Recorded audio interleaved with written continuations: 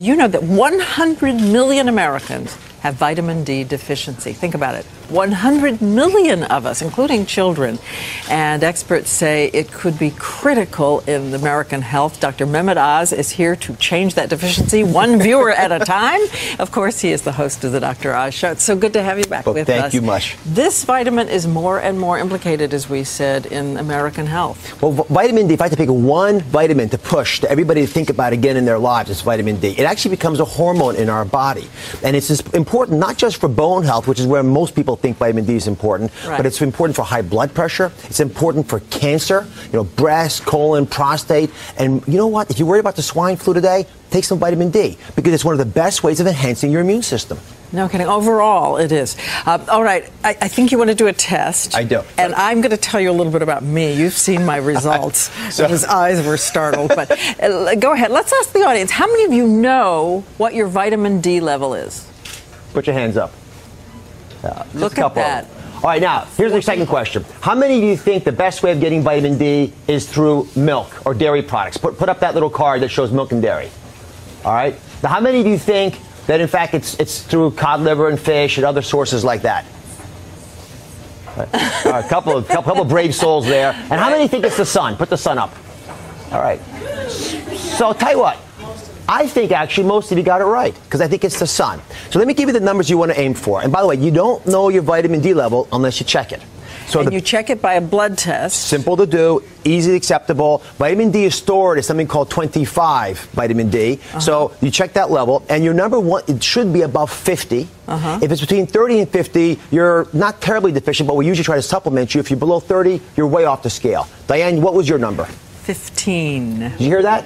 15. It was 15 a few years ago, and my doctor, my wonderful doctor, tested it just on her own, by instinct, and put me on supplements, which you'll talk about in a minute. Well, like a lot of physicians, she very wisely is starting to follow up on our patients because the vitamin D levels are almost always low. I would bet you that 60% of people who are watching this show right now and can see my face have deficient vitamin D levels, and if you're dark-skinned or you're overweight, can almost guarantee you, unless you're taking some type of supplement, because vitamin. Overweight, why? Because vitamin D is fat soluble, so the fat sucks it up, takes it out of the system. Oh, I see. And so for a lot of people, they don't recognize it. Let me show you a quick animation to show you why the sun is actually the best way of getting those numbers. And if you're in the sun for 15 minutes, Diane, you'll get about 10,000 units. So as I run this animation, you'll see that what happens is that melanin, the little bit of pigment, the bottom of the skin, begins to get released as you see more sun. And that little molecule that you saw at the very beginning, that was vitamin D being converted. So the sun rays hit us, converts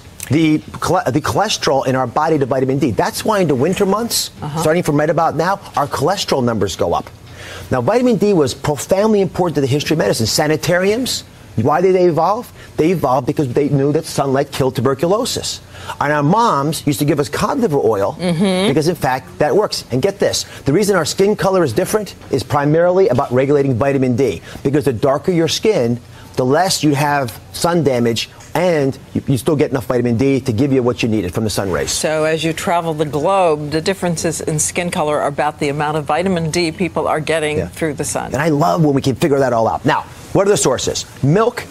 Reasonable source, but it's not the right kind of vitamin D. Even the vitamin D supplemented milk is not the right kind necessarily. Well, it's the vegetarian vitamin D2, and you want the animal version, which is what we need in our bodies. You can convert them. It's not that efficient. It's certainly a reasonable way of getting it, but it's probably not the best way of getting it. The sun, again, is the best way of getting it.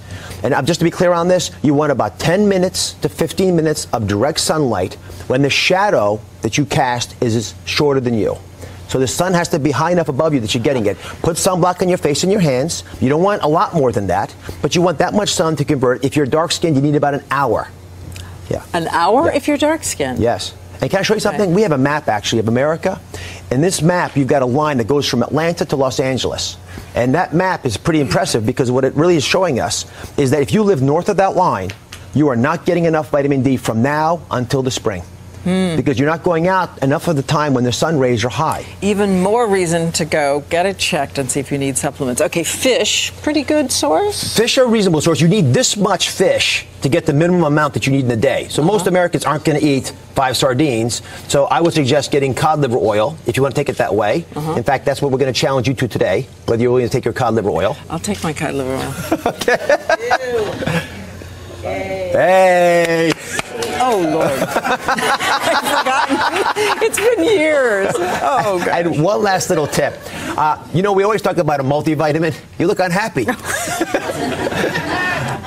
So the problem with multivitamins is they usually only have 400 units of vitamin D. You're still grimacing, God bless you. But you want to take at least 1,000 units of vitamin D.